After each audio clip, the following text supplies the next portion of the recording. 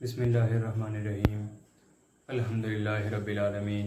Students, जिस तरह के हमने अपना बायोलॉजिकल मॉलिक्यूल का जो पोर्शन है वो स्टार्ट किया हुआ है और आज हमने न्यूक्लिक एसिड को डिस्कस करना है, तो देखते हैं न्यूक्लिक एसिड क्या है। हम न्यूक्लिक एसिड के बारे में जब बात करते हैं हम कहते हैं इट्स ए कंट्रोल सेंटर। पहली बात ये है कि ये क्या है, कंट्रोलिंग सेंटर है।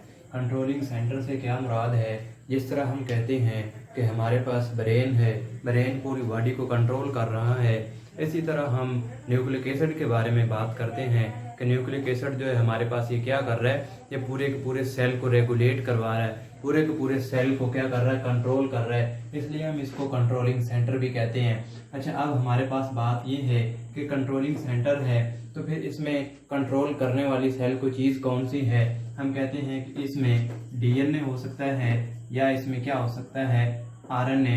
इन दो चीज़ों में से कोई एक चीज़ हो सकती है जो पूरे सेल को क्या कर रही है, रेगुलेट करवा रही है। डिपेंड करता है स्पीशी पे कि हमारी कौन सी स्पीशी है जिसके बारे में हम क्या कर रहे हैं, डिस्कस कर रहे हैं। अब हमारे पास ये कंट्रोलिंग सेंटर है। अब कंट्रोलिंग सेंटर क्या है कि ये डीएनए या आरएनए है। अब ये न्यूक्लियस जो है डीएनए या आरएनए है, फिर हम कहते हैं कि डीएनए और आरएनए कहाँ पे प्रेजेंट होते हैं, ये प्रेजेंट होते हैं क्रोमोसोम्स के ऊपर। दीज आर प्रेजेंट या लोकेटेड ऑन क्रोमोसोम, और ये फिक्स होता है क्रोमोसोम पे।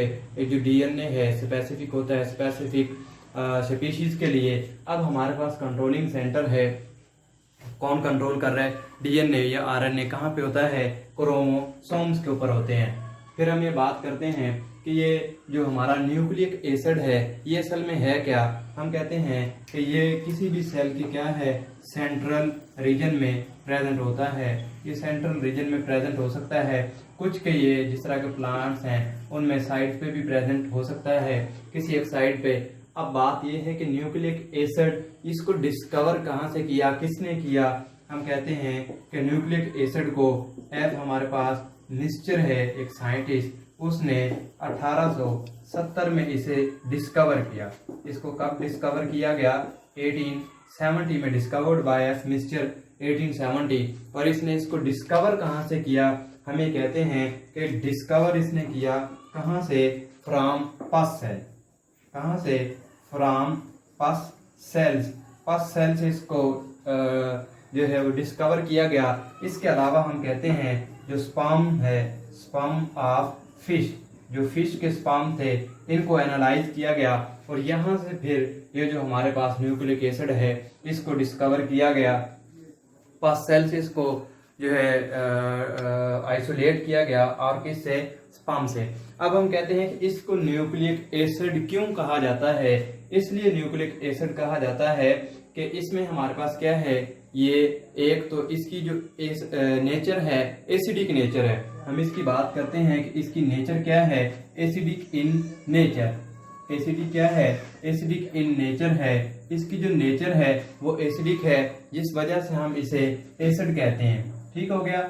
और दूसरी जो इसकी है वो सेंट्रल पोजीशन होती है। दूसरी क्या है, इसकी सेंट्रल पोजीशन होती है, जिस वजह से हम इसे क्या कह रहे हैं, ये हमारे पास क्या है, न्यूक्लिक एसिड है। हम कहते हैं कि ये आइसोलेशन जब इसकी की गई, एसिडिक नेचर था और ये were named as nucleic acid, तो हमने इसे कहा कि फिर इसे न्यूक्लिक एसिड कह दिया गया। क्यों न्यूक्लिक एसिड कह दिया गया, क्योंकि ये एसिडिक इन नेचर है, फिर इसलिए हमने इसको कह दिया ये क्या है, न्यूक्लिक एसिड। क्यों कह दिया हमने इसे न्यूक्लिक एसिड, क्योंकि एसिडिक इन नेचर है और सेल की क्या है, सेंट्रल पोजीशन में ये प्रेजेंट होता है। अब हम बात करते हैं कि हमारे पास जो न्यूक्लिक एसिड है ये किस तरह का होता है। हम बात करते हैं कि न्यूक्लिक एसिड हमारे पास दो टाइप के हैं। एक है हमारे पास आरएनए और दूसरा हमारे पास कौन सा है, डीएनए।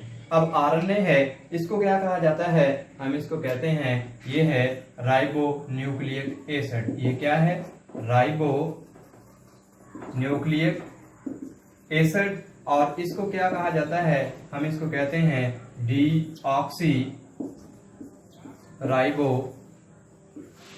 Nucleic acid. इसे क्या कहा जाता है? Deoxyribonucleic acid. एक हमारे पास आरएनए है, दूसरा हमारे पास क्या है? डीएनए है।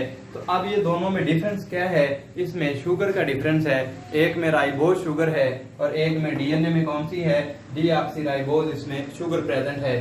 तो इस वजह से हमारे पास न्यूक्लिक एसिड जो है वो कितनी टाइप के हैं? 2 टाइप के हमारे पास न्यूक्लिक एसिड है। अब हम देखते हैं कि न्यूक्लिक एसिड की कंपोजिशन क्या है। इसकी कंपोजिशन के बारे में हम देखते हैं। तो इसकी कंपोजिशन के बारे में जब हम देखते हैं तो फिर हम ये बात कहते हैं कि इसकी कंपोजिशन में न्यूक्लियोटाइड्स हैं। तो न्यूक्लियोटाइड्स के बारे में जब बात की जाती है कि न्यूक्लियोटाइड्स पे न्यूक्लिक एसिड किससे मिलके बने हैं? न्यूक्लियोटाइड से।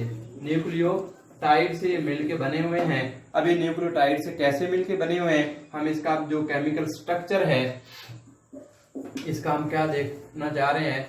जो स्ट्रक्चर, कौन सा स्ट्रक्चर? हम इसका केमिकल स्ट्रक्चर देखना चाह रहे हैं। अब इसमें केमिकल स्ट्रक्चर में होता क्या है? हम कहते हैं कि इसमें एक पेंटोज शुगर होगी, ठीक है। इसके अलावा इसमें क्या होगा? हम कहते हैं कि नाइट्रोजनस बेस होगी। एक इसमें पेंटोज शुगर है, एक इसमें नाइट्रोजनस बेस है और इसमें क्या है? Phosphate group. फास्फेट ग्रुप होगा। अब ये देखते हैं कि हम आपस में ये अटैच किस तरह से होंगे। कि ये हमारे पास क्या है? देखते हैं कि हमारे पास ये इस तरह से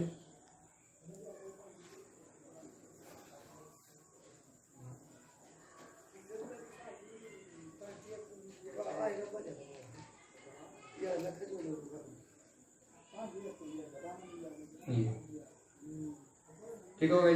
अब ये हमारे पास 5 कॉर्नर्ड जो है वो शुगर है और एक साइड पे इसके क्या है? इस साइड पे इसके क्या होगी? नाइट्रोजनस बेस होगी। यहाँ पे ये इसके साथ क्या होगी? नाइट्रोजनस बेस अटैच होगी और दूसरी साइड पे यहाँ पे इसके साथ क्या अटैच होगा? हम कहते हैं H3PO4। यहाँ पे क्या है? फास्फेट ग्रुप है। और ये हमारे पास, अब देखें इसमें ये क्या है? ये नाइट्रोजनस बेस है, कोई भी नाइट्रोजनस बेस हो सकती है। और ये हमारे पास क्या है? हम इसको कह रहे हैं ये हमारे पास पेंटोज शुगर है और ये क्या है? Phosphate group. ये क्या है? हमारे पास फास्फेट ग्रुप है। अब ये हमारे पास स्ट्रक्चर है किसका? न्यूक्लियोटाइड का, जिससे मिलके बने हुए हैं क्या? इससे मिलके बने हुआ हमारा जो डीएनए है। अब हम बात करते हैं कि हमारे पास ये इस तरह का स्ट्रक्चर है, इसको हम कह रहे हैं न्यूक्लियोटाइड। इसको हम कह रहे हैं क्या है? न्यूक्लियोटाइड।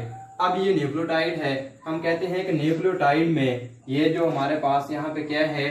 फास्फेट जो ग्रुप है इसकी अटैचमेंट बताती है कि ये एटीपी है, एडीपी है या एएमपी है। हम कहते हैं कि अगर हमारे पास क्या हो, ये हमारे पास बचे पेंटोज शुगर, ठीक हो गया। और इधर हमारे पास क्या है? कोई भी एडिनिन लगा लें हम, नाइट्रोजनस बेस है। और इधर हमारे पास अब क्या है? हम कहते हैं कि हमारे पास इसमें फास्फेट ग्रुप है। अब फास्फेट ग्रुप अगर एक हमारे पास है तो हम उसको कहते हैं कि हमारे पास क्या है?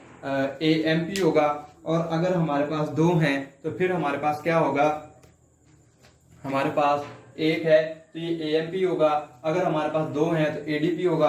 अगर हमारे पास 3 हैं तो एटीपी होगा। अब ये हमारे पास इसमें एक साइड पे क्या है? एडिनिन है और दूसरी साइड पे हमारे पास क्या है? फास्फेट ग्रुप है। अब ये इसमें एक और बॉन्ड और ये हमारे पास क्या है? एक और फास्फेट ग्रुप, ठीक हो गया। और एक और बॉन्ड और ये हमारे पास फिर एक और फास्फेट ग्रुप। ये इसमें 3 फास्फेट ग्रुप हैं। अब हम इस पूरे स्ट्रक्चर को कहेंगे, ये जिसमें हमारे पास क्या है? 3 हैं, एटीपी। एटीपी क्या है? Adenosine triphosphate. हम इसको क्या कहेंगे? Adenosine triphosphate. और अगर हमारे पास इसमें सिर्फ ये यहाँ तक हो, 2 अगर हमारे पास फास्फेट के ग्रुप हैं, फिर हम इसको कहेंगे एडीपी, जिसको हम क्या कहते हैं? एडिनोसिन। ये क्या हो गया? फिर डाइफॉस्फेट। और अगर हमारे पास क्या हो? कि ये सिर्फ एक ही ग्रुप रह जाए फास्फेट का, इतना अगर हमारे पास है तो इसको हम कहेंगे AMP। ये हमारे पास क्या है, एडिनोसिन मोनोफास्फेट।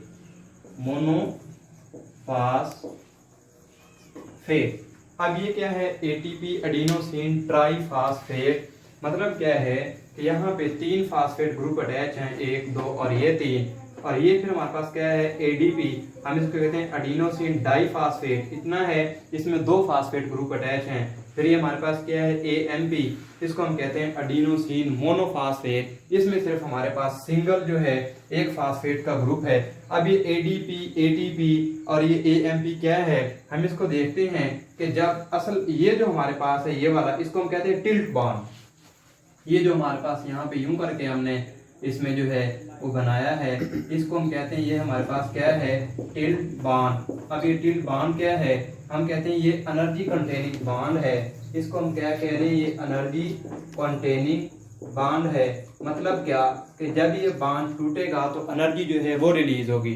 किस तरह से, हम कहते हैं कि ATP है हमारे पास, ATP कन्वर्ट हुआ ADP में। मतलब क्या कि इसने एक फास्फेट ग्रुप रिलीज किया और एक फास्फेट ग्रुप रिलीज करेगा तो 7.3 किलो कैलोरी एनर्जी जो है ये इसमें से रिलीज होगी।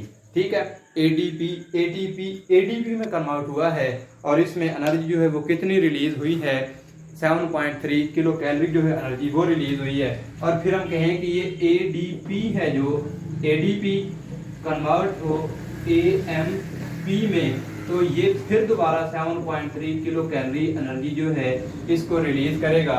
ठीक है, तो ये इसके मुख्तलिफ हमारे पास लेवल हैं कि ATP है तो ATP जब हमारी बॉडी को एनर्जी की जरूरत है तो ATP टूटेगी, ADP में कन्वर्ट होगी और इसका जो टिल्ट बॉन्ड है ये टूटेगा और कितनी एनर्जी रिलीज करेगा, हम कहते हैं 7.3 किलो कैलोरी जो है एनर्जी वो रिलीज होगी।